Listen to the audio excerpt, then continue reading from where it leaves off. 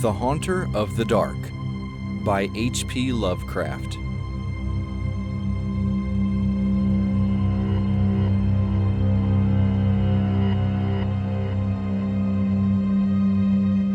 I have seen the dark universe yawning, where the black planets roll without aim, where they roll in their horror unheeded, without knowledge or luster or name. Nemesis. Cautious investigators will hesitate to challenge the common belief that Robert Blake was killed by lightning, or by some profound nervous shock derived from an electrical discharge. It is true that the window he faced was unbroken, but nature has shown herself capable of many freakish performances. The expression on his face may easily have arisen from some obscure muscular source unrelated to anything he saw, while the entries in his diary are clearly the result of a fantastic imagination aroused by certain local superstitions and by certain old matters he had uncovered. As for the anomalous conditions at the deserted church on Federal Hill, the shrewd analyst is not slow in attributing them to some charlatanry, conscious or unconscious, with at least some of which Blake was secretly connected. For after all, the victim was a writer and painter wholly devoted to the field of myth, dream, terror, and superstition, and avid in his quest for scenes and effects of a bizarre, spectral sort. His earlier stay in the city, a visit to a strange old man as deeply given to occult and forbidden lore as he, had ended amidst death and flame, and it must have been some morbid instinct which drew him back from his home in Milwaukee. He may have known of the old stories despite his statements to the contrary in the diary, and his death may have nipped in the bud some stupendous hoax destined to have a literary reflection. Among those, however, who have examined and correlated all this evidence, there remain several who cling to less rational and commonplace theories. They are inclined to take much of Blake's diary at its face value and point significantly to certain facts such as the undoubted genuineness of the old church record, the verified existence of the disliked and unorthodox Starry Wisdom sect prior to 1877, the recorded disappearance of an inquisitive reporter named Edwin M. Lillibridge in 1893, and, above all, the look of monstrous, transfiguring fear on the face of the young writer when he died. It was one of these believers who, moved to fanatical extremes, threw into the bay the curiously angled stone and its strangely adorned metal box found in the old church steeple. The black windowless steeple, and not the tower where Blake's diary said those things originally were. Though widely censured both officially and unofficially, this man, a reputable physician with a taste for odd folklore, averred that he had rid the earth of something too dangerous to rest upon it. Between these two schools of opinion the reader must judge for himself. The papers have given the tangible details from a skeptical angle, leaving for others the drawing of the picture as Robert Blake saw it, or thought he saw it, or pretended to see it. Now, studying the diary closely, dispassionately, and at leisure, let us summarize the dark chain of events from the expressed point of view of their chief actor. Young Blake returned to Providence in the winter of 1934-5, taking the upper floor of a venerable dwelling in a grassy court off College Street, on the crest of the great eastward hill near the Brown University campus and behind the marble John Hay Library. It was a cozy and fascinating place, in a little garden oasis of village-like antiquity where huge, friendly cats sunned themselves atop a convenient shed. The square Georgian house had a monitor roof, classic doorway with fan carving, small pane windows, and all the other earmarks of early 19th century workmanship. Inside were 6 paneled doors, wide floorboards, a curving colonial staircase, white Adam period mantels, and a rear set of rooms 3 steps below the general level. Blake's study, a large southwest chamber, overlooked the front garden on one side, while its west windows, before one of which he had his desk, faced off from the brow of the hill and commanded a splendid view of the lower town's outspread roofs and of the mystical sunsets that flamed behind them. On the far horizon were the open countryside's purple slopes.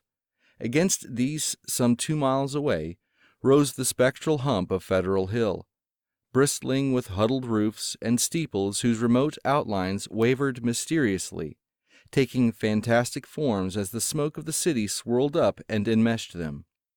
Blake had a curious sense that he was looking upon some unknown, ethereal world which might or might not vanish in dream if ever he tried to seek it out and enter it in person. Having sent home for most of his books, Blake bought some antique furniture suitable to his quarters and settled down to write and paint, living alone, and attending to the simple housework himself. His studio was in a north attic room, where the panes of the monitor roof furnished admirable lighting. During that first winter he produced 5 of his best-known short stories: The Burrower Beneath, The Stairs in the Crypt, Shagai, In the Vale of Nath, and The Feaster from the Stars, and painted 7 canvases, studies of nameless, unhuman monsters and profoundly alien, non-terrestrial landscapes. At sunset he would often sit at his desk and gaze dreamily off at the outspread west, the dark towers of Memorial Hall just below, the Georgian courthouse belfry, the lofty pinnacles of the downtown section, and that shimmering, spire-crowned mound in the distance whose unknown streets and labyrinth gables so potently provoked his fancy. From his few local acquaintances he learned that the far-off slope was a vast Italian quarter, though most of the houses were remnants of older Yankee and Irish days.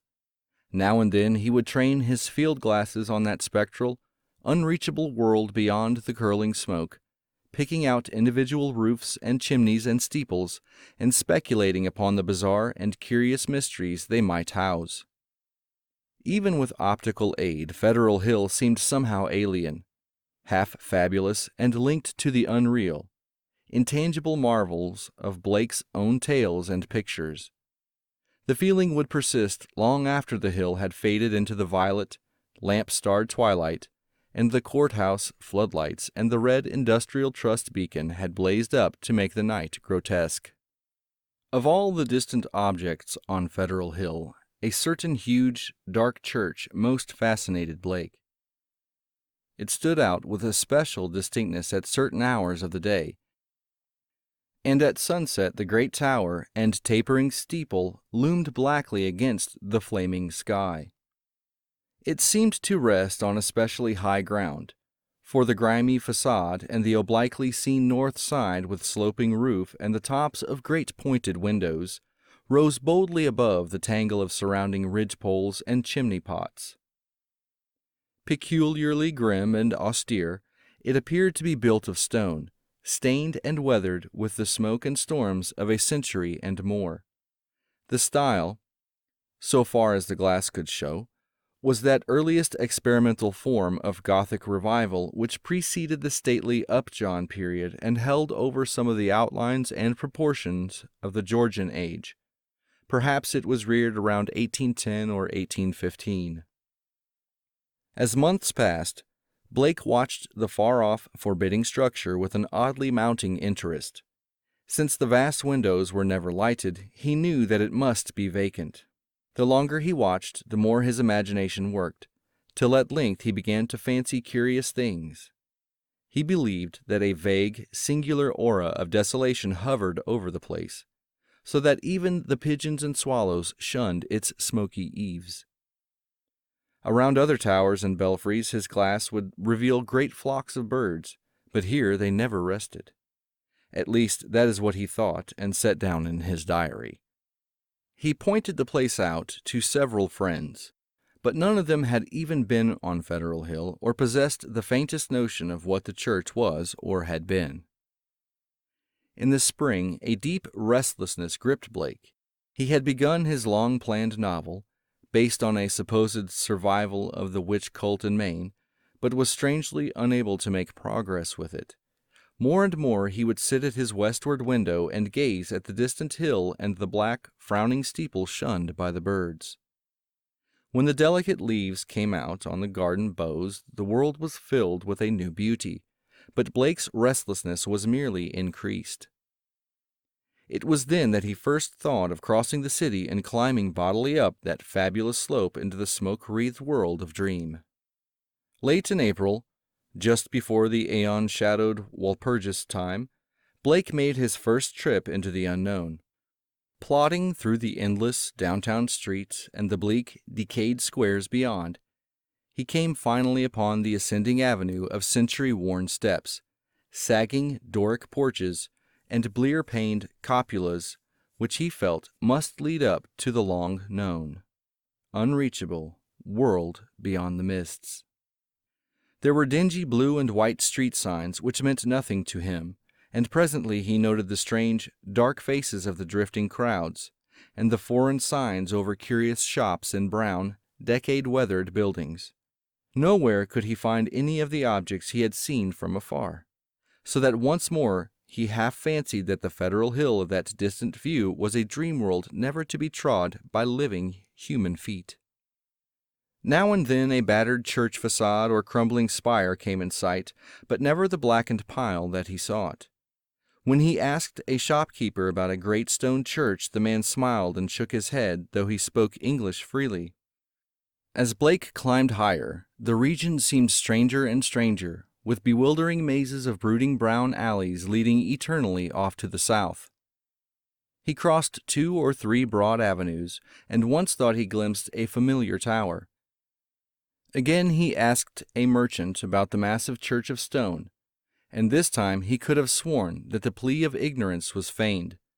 The dark man's face had a look of fear which he tried to hide, and Blake saw him make a curious sign with his right hand. Then suddenly a black spire stood out against the cloudy sky on his left, above the tiers of brown roofs lining the tangled southerly alleys. Blake knew at once what it was, and plunged toward it through the squalid, unpaved lanes that climbed from the avenue. Twice he lost his way, but he somehow dared not ask any of the patriarchs or housewives who sat on their doorsteps, or any of the children who shouted and played in the mud of the shadowy lanes. At last he saw the tower, plain against the southwest, and a huge stone bulk rose darkly at the end of an alley. Presently he stood in a wind-swept open square, quaintly cobblestoned with a high bank wall on the farther side. This was the end of his quest, for upon the wide, iron-railed, weed-grown plateau which the wall supported, a separate, lesser world raised fully 6 feet above the surrounding streets, there stood a grim, Titan bulk whose identity, despite Blake's new perspective, was beyond dispute. The vacant church was in a state of great decrepitude. Some of the high stone buttresses had fallen, and several delicate finials lay half lost among the brown, neglected weeds and grasses. The sooty Gothic windows were largely unbroken, though many of the stone mullions were missing. Blake wondered how the obscurely painted panes could have survived so well in view of the known habits of small boys the world over. The massive doors were intact and tightly closed. Around the top of the bank wall, fully enclosing the grounds, was a rusty iron fence whose gate, at the head of a flight of steps from the square, was visibly padlocked. The path from the gate to the building was completely overgrown. Desolation and decay hung like a pall above the place, and in the birdless eaves and black, ivyless walls Blake felt a touch of the dimly sinister beyond his power to define. There were very few people in the square, but Blake saw a policeman at the northerly end and approached him with questions about the church. He was a great wholesome Irishman, and it seemed odd that he would do little more than make the sign of the cross and mutter that people never spoke of that building. When Blake pressed him, he said very hurriedly that the Italian priests warned everybody against it, vowing that a monstrous evil had once dwelt there and left its mark. He himself had heard dark whispers of it from his father, who recalled certain sounds and rumors from his boyhood. There had been a bad sect there in the old days, an outlaw sect that called up awful things from some unknown gulf of night. It had taken a good priest to exorcise what had come, though there did be those who said that merely the light could do it. If Father O'Malley were alive, there would be many the thing he could tell, but now there was nothing to do but let it alone. It hurt nobody now, and those that owned it were dead or far away. They had run away like rats after the threatening talk in '77, when people began to mind the way folks vanished now and then in the neighborhood. Some day the city would step in and take the property for lack of heirs, but little good would come of anybody's touching it. Better it be left alone for the years to topple, lest things be stirred that ought to rest forever in their black abyss. After the policeman had gone, Blake stood staring at the sullen steepled pile. It excited him to find that the structure seemed as sinister to others as to him, and he wondered what grain of truth might lie behind the old tales the bluecoat had repeated. Probably they were mere legends evoked by the evil look of the place, but even so, they were like a strange coming to life of one of his own stories. The afternoon sun came out from behind dispersing clouds, but seemed unable to light up the stained, sooty walls of the old temple that towered on its high plateau. It was odd that the green of spring had not touched the brown, withered growths in the raised, iron-fenced yard. Blake found himself edging nearer the raised area and examining the bank wall and rusted fence for possible avenues of ingress. There was a terrible lure about the blackened fane which was not to be resisted. The fence had no opening near the steps, but around on the north side were some missing bars. He could go up the steps and walk around on the narrow coping outside the fence till he came to the gap. If the people feared the place so wildly, he would encounter no interference. He was on the embankment and almost inside the fence before anyone noticed him. Then, looking down, he saw the few people in the square edging away and making the same sign with their right hands that the shopkeeper in the avenue had made. Several windows were slammed down, and a fat woman darted into the street and pulled some small children inside a rickety, unpainted house. The gap in the fence was very easy to pass through, and before long Blake found himself wading amidst the rotting, tangled growths of the deserted yard. Here and there the worn stump of a headstone told him that there had once been burials in this field, but that, he saw, must have been very long ago. The sheer bulk of the church was oppressive now that he was close to it, but he conquered his mood and approached to try the 3 great doors in the façade. All were securely locked, so he began a circuit of the Cyclopean building in quest of some minor and more penetrable opening. Even then he could not be sure that he wished to enter that haunt of desertion and shadow, yet the pull of its strangeness dragged him on automatically. A yawning and unprotected cellar window in the rear furnished the needed aperture. Peering in, Blake saw a subterranean gulf of cobwebs and dust faintly litten by the western sun's filtered rays. Debris, old barrels, and ruined boxes and furniture of numerous sorts met his eye, though over everything lay a shroud of dust which softened all sharp outlines. The rusted remains of a hot-air furnace showed that the building had been used and kept in shape as late as mid-Victorian times. Acting almost without conscious initiative, Blake crawled through the window and let himself down to the dust-carpeted and debris-strewn concrete floor. The vaulted cellar was a vast one, without partitions, and in a corner far to the right, amid dense shadows, he saw a black archway evidently leading upstairs. He felt a peculiar sense of oppression at being actually within the great spectral building, but kept it in check as he cautiously scouted about, finding a still intact barrel amid the dust, and rolling it over to the open window to provide for his exit. Then, bracing himself, he crossed the wide, cobweb-festooned space toward the arch. Half choked with the omnipresent dust and covered with ghostly gossamer fibers, he reached and began to climb the worn stone steps which rose into the darkness. He had no light, but groped carefully with his hands. After a sharp turn he felt a closed door ahead, and a little fumbling revealed its ancient latch. It opened inward, and beyond it he saw a dimly illuminated corridor lined with worm-eaten paneling. Once on the ground floor, Blake began exploring in a rapid fashion. All the inner doors were unlocked, so that he freely passed from room to room. The colossal nave was an almost eldritch place, with its drifts and mountains of dust over box pews, altar, hourglass pulpit, and sounding board, and its titanic ropes of cobweb stretching among the pointed arches of the gallery and entwining the clustered Gothic columns. Over all this hushed desolation played a hideous leaden light as the declining afternoon sun sent its rays through the strange, half-blackened panes of the great apsidal windows. The paintings on those windows were so obscured by soot that Blake could scarcely decipher what they had represented, but from the little he could make out he did not like them. The designs were largely conventional, and his knowledge of obscure symbolism told him much concerning some of the ancient patterns. The few saints depicted bore expressions distinctly open to criticism, while one of the windows seemed to shew merely a dark space with spirals of curious luminosity scattered about in it. Turning away from the windows, Blake noticed that the cobwebbed cross above the altar was not of the ordinary kind, but resembled the primordial ankh, or crux ansata, of shadowy Egypt. In a rear vestry room beside the apse, Blake found a rotting desk and ceiling-high shelves of mildewed, disintegrating books.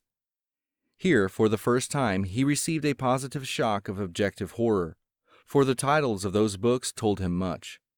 They were the black, forbidden things which most sane people have never even heard of, or have heard of only in furtive, timorous whispers, the banned and dreaded repositories of equivocal secrets and immemorial formulae, which have trickled down the stream of time from the days of man's youth, and the dim, fabulous days before man was. He had himself read many of them, a Latin version of the abhorred Necronomicon, the sinister Liber Ivanis, the infamous Culte de Ghoul of Comte Erlay, the Unausprechlichen Kulten of von Junz, and old Ludwig Prinz Hellish de Vermi Mysteries. But there were others he had known merely by reputation or not at all. The Narcotic manuscripts, the Book of Zion, and a crumbling volume in wholly unidentifiable characters, yet with certain symbols and diagrams shudderingly recognizable to the occult student. Clearly, the lingering local rumors had not lied. This place had once been the seat of an evil older than mankind and wider than the known universe. In the ruined desk was a small leather-bound record book filled with entries in some odd cryptographic medium. The manuscript writing consisted of the common traditional symbols used today in astronomy and anciently in alchemy, astrology, and other dubious arts, the devices of the sun, moon, planets, aspects, and zodiacal signs, here massed in solid pages of text, with divisions and paragraphings suggesting that each symbol answered to some alphabetical letter. In the hope of later solving the cryptogram, Blake bore off this volume in his coat pocket. Many of the great tomes on the shelves fascinated him unutterably, and he felt tempted to borrow them at some later time. He wondered how they could have remained undisturbed so long. Was he the first to conquer the clutching, pervasive fear which had for nearly 60 years protected this deserted place from visitors? Having now thoroughly explored the ground floor, Blake plowed again through the dust of the spectral nave to the front vestibule, where he had seen a door and staircase presumably leading up to the blackened tower and steeple, objects so long familiar to him at a distance. The ascent was a choking experience, for dust lay thick while the spiders had done their worst in this constricted place. The staircase was a spiral with high, narrow wooden treads, and now and then Blake passed a clouded window looking dizzily out over the city.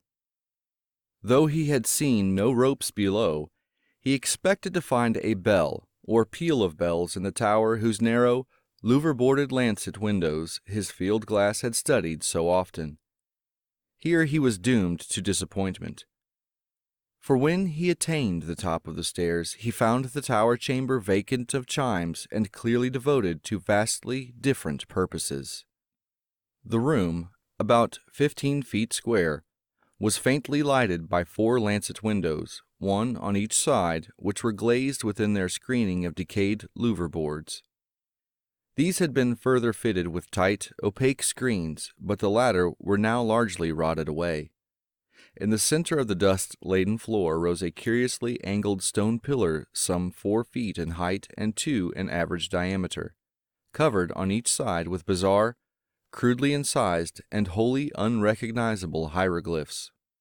On this pillar rested a metal box of peculiarly asymmetrical form, its hinged lid thrown back and its interior holding what looked beneath the decade-deep dust to be an egg-shaped or irregularly spherical object some 4 inches through.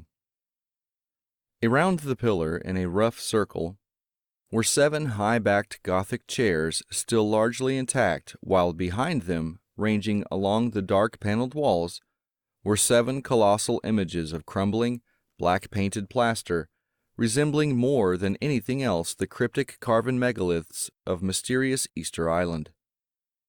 In one corner of the cobwebbed chamber a ladder was built into the wall, leading up to the closed trap-door of the windowless steeple above.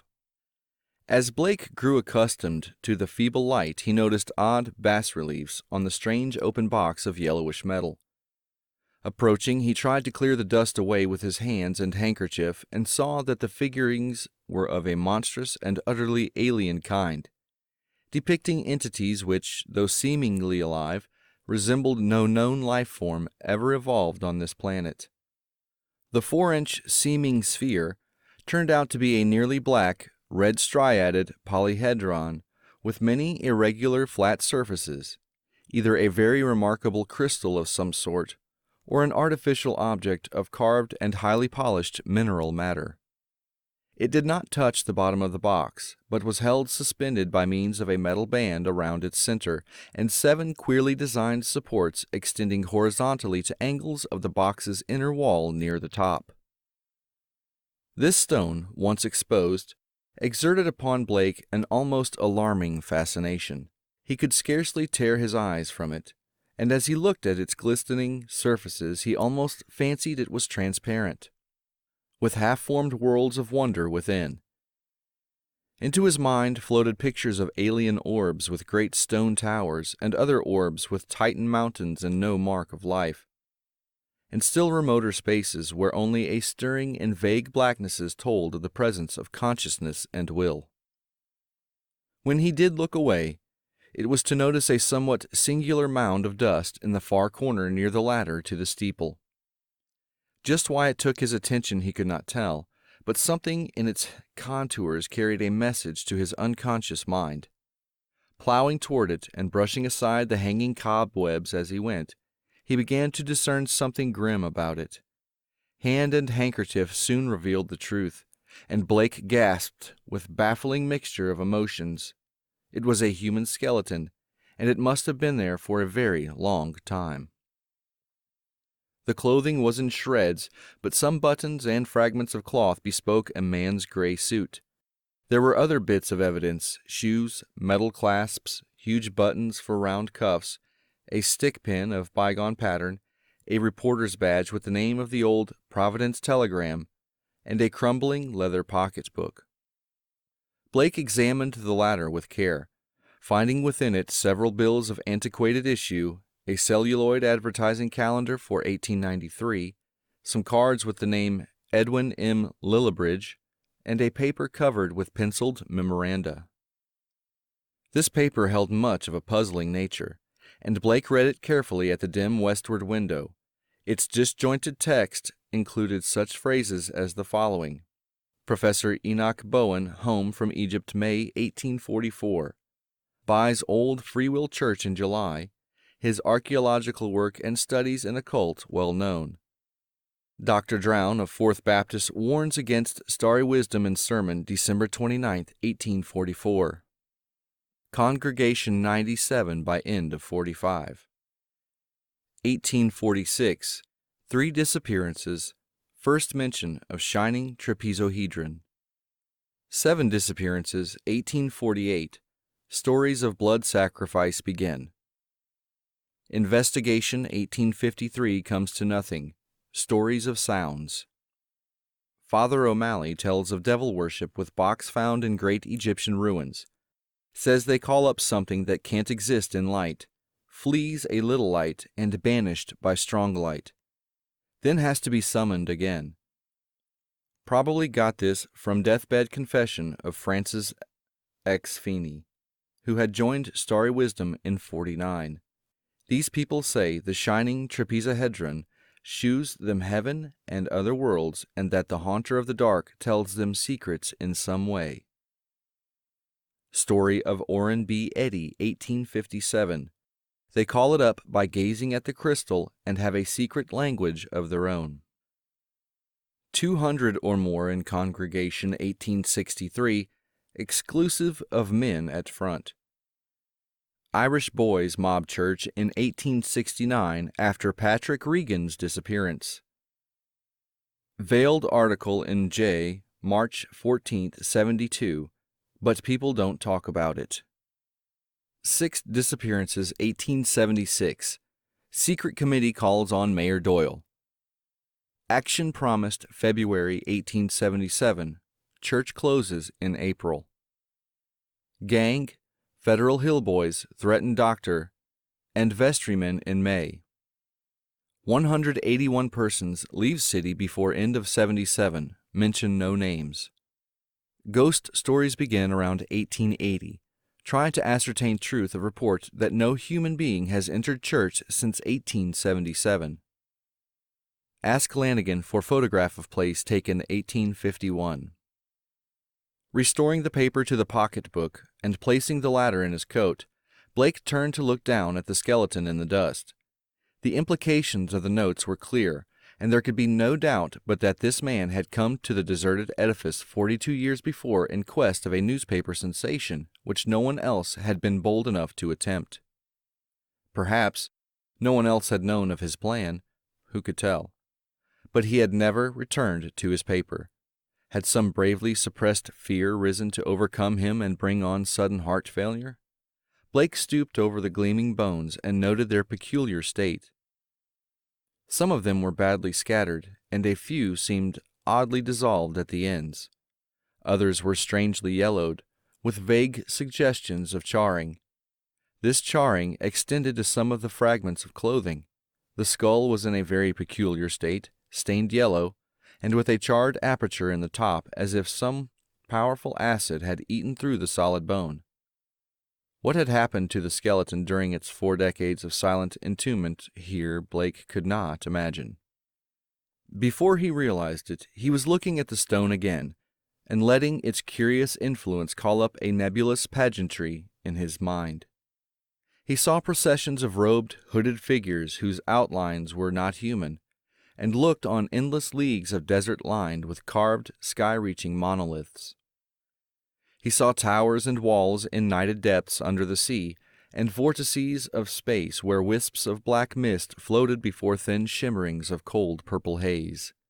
And beyond all else he glimpsed an infinite gulf of darkness, where solid and semi-solid forms were known only by their windy stirrings, and cloudy patterns of force seemed to superimpose order on chaos and hold forth a key to all the paradoxes and arcana of the worlds we know.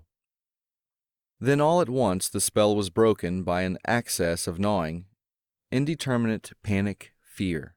Blake choked and turned away from the stone, conscious of some formless alien presence close to him and watching him with horrible intentness. He felt entangled with something which was not in the stone, but which had looked through it at him, something which would ceaselessly follow him with a cognition that was not physical sight. Plainly, the place was getting on his nerves. As well it might in view of the gruesome find. The light was waning, too, and since he had no illuminant with him, he knew he would have to be leaving soon.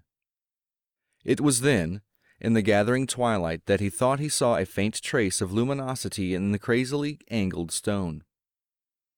He had tried to look away from it, but some obscure compulsion drew his eyes back. Was there a subtle phosphorescence of radioactivity about the thing? What was it that the dead man's notes had said concerning a shining trapezohedron? What, anyway, was this abandoned lair of cosmic evil?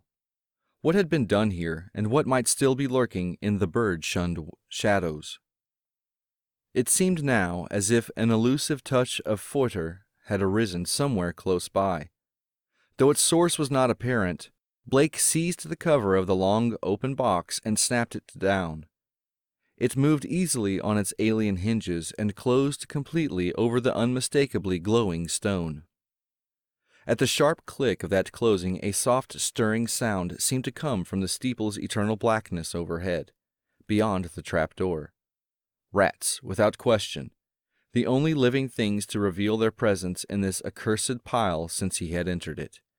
And yet that stirring in the steeple frightened him horribly, so that he plunged almost wildly down the spiral stairs, across the ghoulish nave, into the vaulted basement, out amidst the gathering dusk of the deserted square, and down through the teeming, fear-haunted alleys and avenues of Federal Hill toward the sane central streets and the home-like brick sidewalks of the college district. During the days which followed, Blake told no one of his expedition. Instead, he read much in certain books, examined long years of newspaper files downtown, and worked feverishly at the cryptogram in that leather volume from the cobwebbed vestry room. The cipher, he soon saw, was no simple one, and after a long period of endeavor he felt sure that its language could not be English, Latin, Greek, French, Spanish, Italian, or German. Evidently he would have to draw upon the deepest wells of his strange erudition. Every evening the old impulse to gaze westward returned, and he saw the black steeple as of yore amongst the bristling roofs of a distant and half-fabulous world. But now it held a fresh note of terror for him. He knew the heritage of evil lore it masked, and with the knowledge his vision ran riot in queer new ways. The birds of spring were returning, and as he watched their sunset flights, he fancied they avoided the gaunt, lone spire as never before. When a flock of them approached it, he thought, they would wheel and scatter in panic confusion, and he could guess at the wild twitterings which failed to reach him across the intervening miles. It was June that Blake's diary told of his victory over the cryptogram.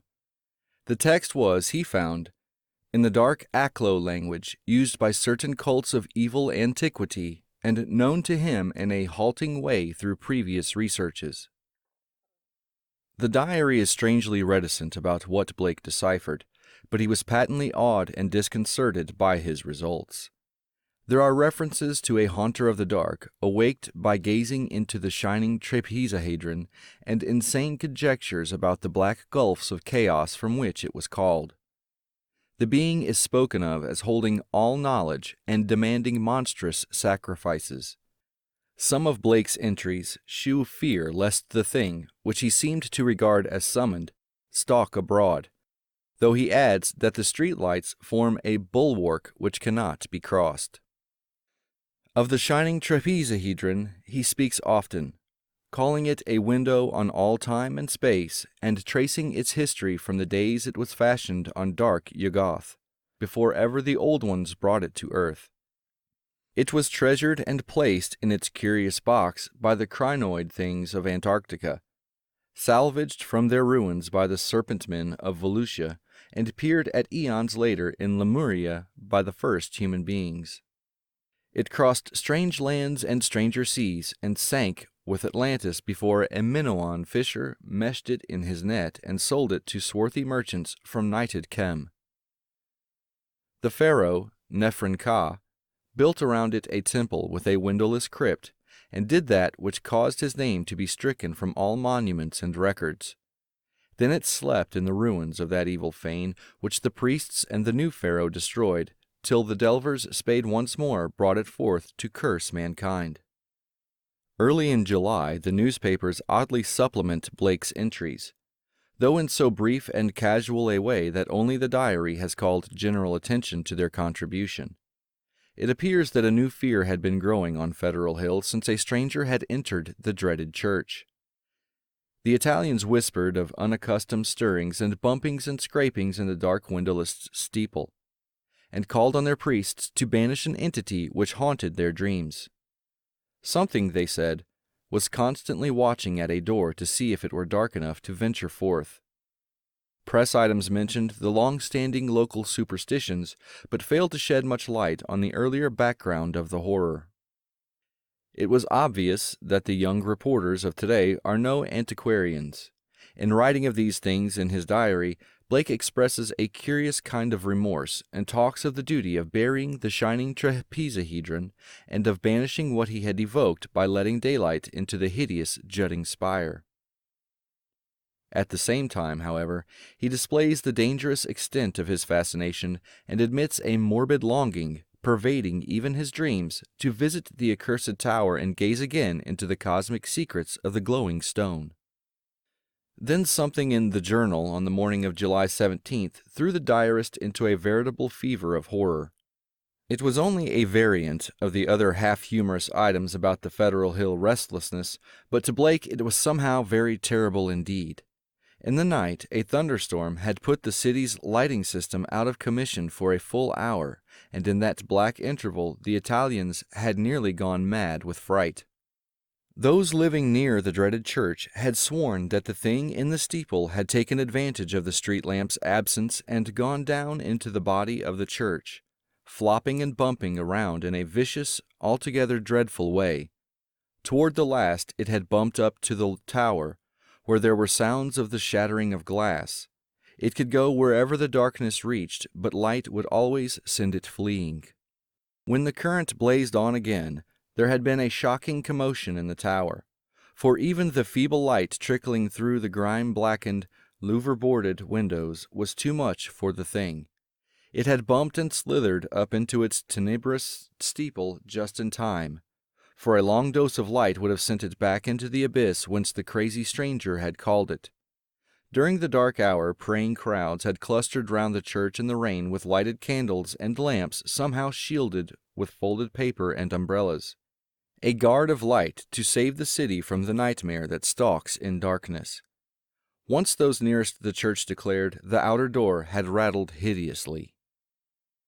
But even this was not the worst. That evening in the bulletin, Blake read of what the reporters had found. Aroused at last to the whimsical news value of the scare, a pair of them had defied the frantic crowds of Italians and crawled into the church through the cellar window after trying the doors in vain. They found the dust of the vestibule and of the spectral nave plowed up in a singular way, with bits of rotted cushions and satin pew linings scattered curiously around. There was a bad odor everywhere, and here and there were bits of yellow stain and patches of what looked like charring. Opening the door to the tower, and pausing a moment at the suspicion of a scraping sound above, they found the narrow spiral stairs wiped roughly clean. In the tower itself, a similarly half-swept condition existed. They spoke of the heptagonal stone pillar, the overturned Gothic chairs, and the bizarre plaster images, though strangely enough the metal box and the old mutilated skeleton were not mentioned. What disturbed Blake the most, except for the hints of stains and charring and bad odors, was the final detail that explained the crashing glass. Every one of the tower's lancet windows was broken, and two of them had been darkened in a crude and hurried way by the stuffing of satin pew linings and cushion horsehair into the spaces between the slanting exterior louver boards. More satin fragments and bunches of horsehair lay scattered around the newly swept floor, as if someone had been interrupted in the act of restoring the tower to the absolute blackness of its tightly curtained days. Yellowish stains and charred patches were found on the ladder to the windowless spire, but when a reporter climbed up, opened the horizontally sliding trap door, and shot a feeble flashlight beam into the black and strangely foetid space, he saw nothing but darkness and an heterogeneous litter of shapeless fragments near the aperture. The verdict, of course, was charlatanry. Somebody had played a joke on the superstitious hill-dwellers, or else some fanatic had striven to bolster up their fears for their own supposed good. Or perhaps some of the younger and more sophisticated dwellers had staged an elaborate hoax on the outside world. There was an amusing aftermath when the police sent an officer to verify the reports.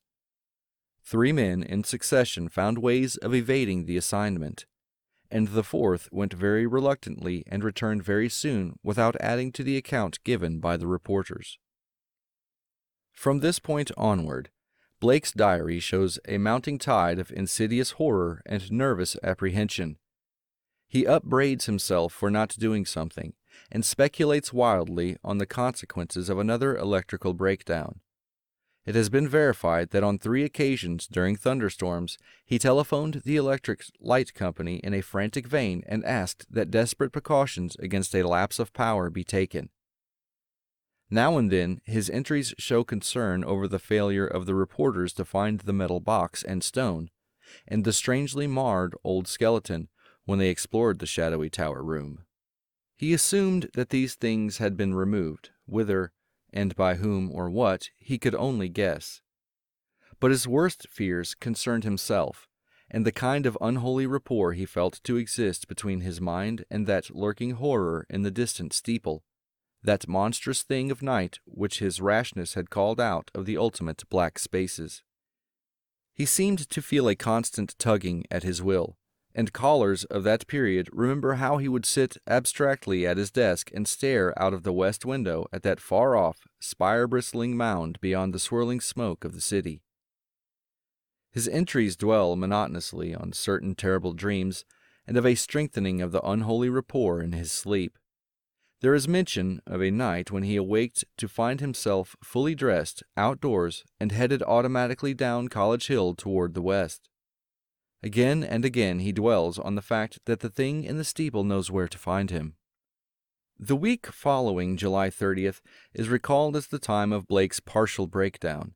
He did not dress and ordered all his food by telephone. Visitors remarked the cords he kept near his bed, and he said that sleepwalking had forced him to bond his ankles every night with knots which would probably hold or else waken him with the labor of untying. In his diary he told of the hideous experience which had brought the collapse. After retiring on the night of the 30th, he had suddenly found himself groping about in an almost black space. All he could see were short, faint, horizontal streaks of bluish light, but he could smell an overpowering odor and hear a curious jumble of soft, furtive sounds above him. Whenever he moved, he stumbled over something, and each noise there would come a sort of answering sound from above, a vague stirring, mixed with the cautious sliding of wood on wood. Once his groping hands encountered a pillar of stone with a vacant top, whilst later he found himself crutching the rungs of a ladder built into the wall, and fumbling his uncertain way upward toward some region of intenser stench where a hot, searing blast beat down against him. Before his eyes, a kaleidoscope range of phantasmal images played, all of them dissolving at intervals into the picture of a vast, unplumbed abyss of night wherein whirled suns and worlds of an even profounder blackness.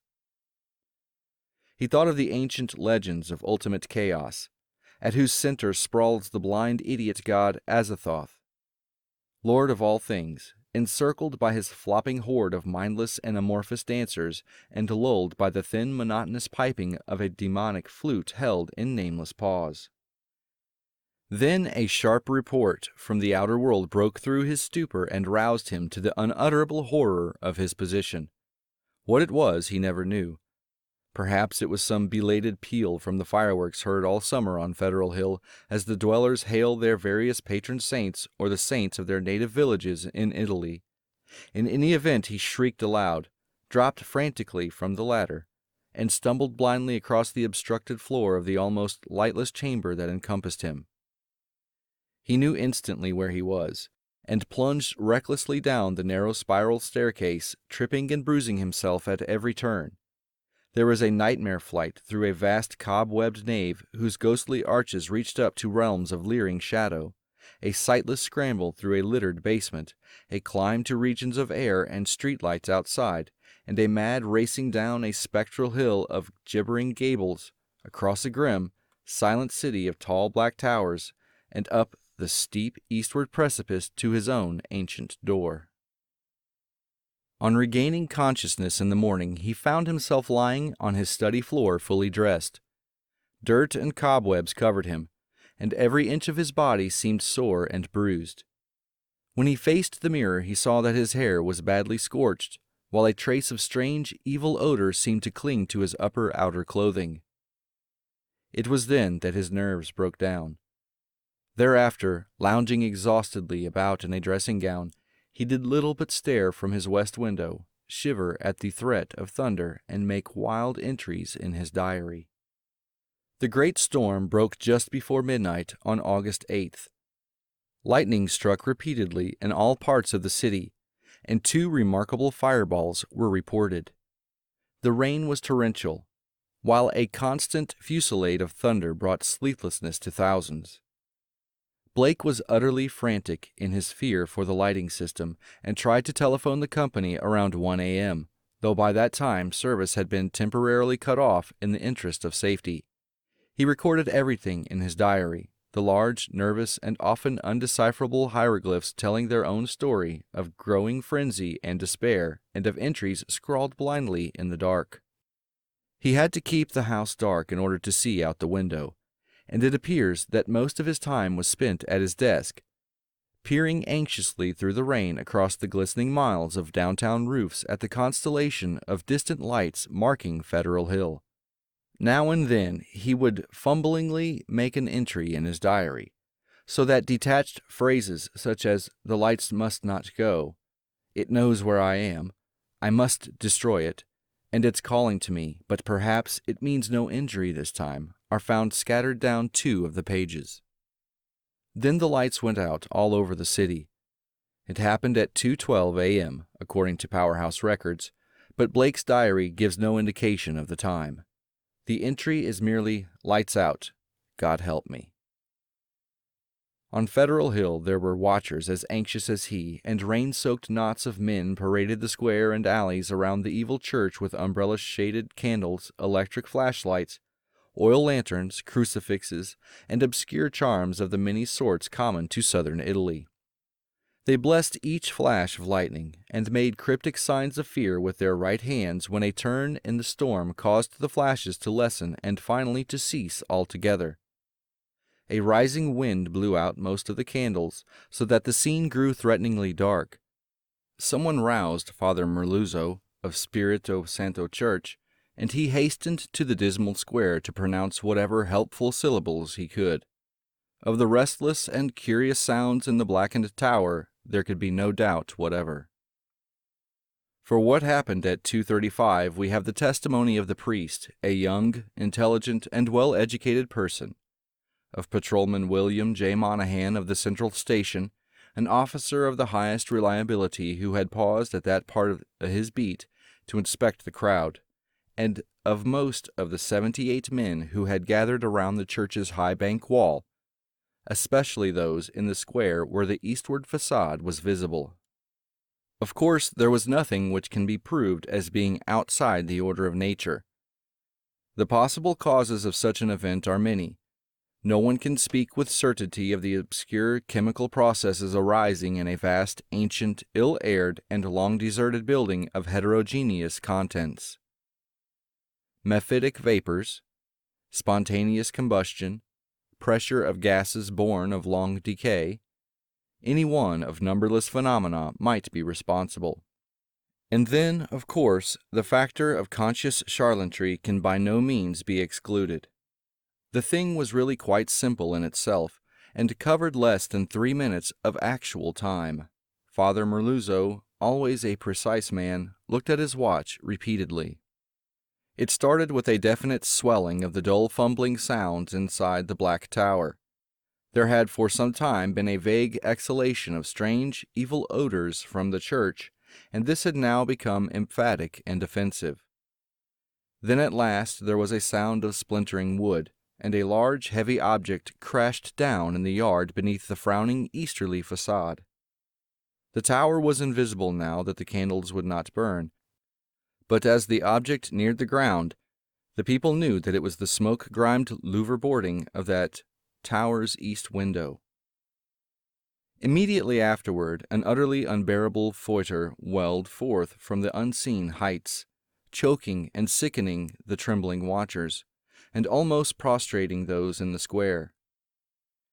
At the same time, the air trembled with a vibration as of flapping wings and a sudden east-blowing wind, more violent than any previous blast, snatched off the hats and wrenched the dripping umbrellas of the crowd. Nothing definite could be seen in the candleless night, though some upward-looking sky, something like a formless cloud of smoke that shot with meteor-like speed toward the east. That was all. The watchers were half numbed with fright, awe, and discomfort, and scarcely knew what to do, or whether to do anything at all. Not knowing what had happened, they did not relax their vigil, and a moment later they sent up a prayer as a sharp flash of belated lightning, followed by an ear-splitting crash of sound, rent the flooded heavens. Half an hour later, the rain stopped, and in 15 minutes more the streetlights sprang on again, sending the weary, bedraggled watchers relievedly back to their homes. The next day's papers gave these matters minor mention in connection with the general storm reports. It seems that the great lightning flash and deafening explosion which followed the Federal Hill occurrence were even more tremendous farther east, where a burst of the singular photor was likewise noticed. The phenomenon was most marked over College Hill, where the crash awaked all the sleeping inhabitants and led to a bewildered round of speculations. Of those who were already awake, only a few saw the anomalous blaze of light near the top of the hill, or noticed the inexplicable upward rush of air which almost stripped the leaves from the trees and blasted the plants in the gardens. It was agreed that the lone, sudden lightning bolt must have struck somewhere in this neighborhood, though no trace of its striking could afterward be found. A youth in the Da Omega fraternity house thought he saw a grotesque and hideous mass of smoke in the air just as the preliminary flash burst, but his observation has not been verified. All of the few observers, however, agree as to the violent gust from the west and the flood of intolerable stench which preceded the belated stroke, whilst evidence concerning the momentary burned odor after the stroke is equally general. These points were discussed very carefully because of their probable connection with the death of Robert Blake. Students in the Psi Delta house, whose upper rear windows looked into Blake's study, noticed the blurred white face at the westward window on the morning of the 9th, and wondered what was wrong with the expression. When they saw the same face in the same position that evening, they felt worried, and watched for the lights to come up in his apartment. Later they rang the bell of the darkened flat and finally had a policeman force the door. The rigid body sat bolt upright at the desk by the window, and when the intruders saw the glassy, bulging eyes and the marks of stark, convulsive fright on the twisted features, they turned away in sickened dismay. Shortly afterward, the coroner's physician made an examination, and despite the unbroken window reported electrical shock or nervous tension induced by electrical discharge as the cause of death. The hideous expression he ignored altogether, deemed it a not improbable result of the profound shock as experienced by a person of such abnormal imagination and unbalanced emotions.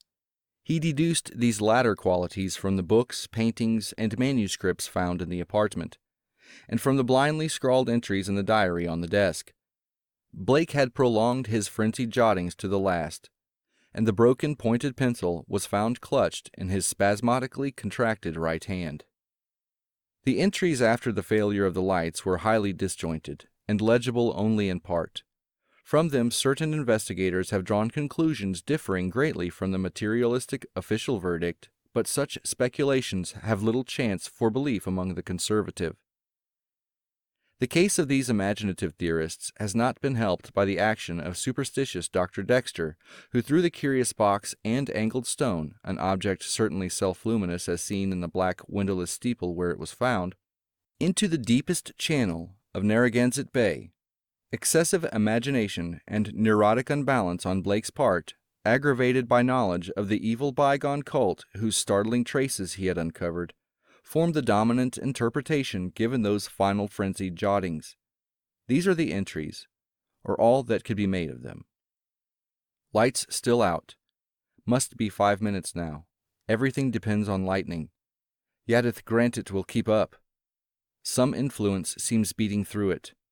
Rain and thunder and wind deafen. The thing is taking hold of my mind. Trouble with memory. I see things I never knew before, other worlds and other galaxies, dark. The lightning seems dark, and the darkness seems light. It cannot be the real hill and church that I see in the pitch darkness. Must be retinal impression left by flashes. Heaven grant the Italians are out with their candles if the lightning stops. What am I afraid of? Is it not an avatar of Nyarlathotep, who in antique and shadowy Kem even took the form of man? I remember Yuggoth, and more distant Shagai, and the ultimate void of the black planets. The long, winging flight through the void cannot cross the universe of light, recreated by thoughts caught in the shining trapehedron. Send it through the horrible abysses of radiance.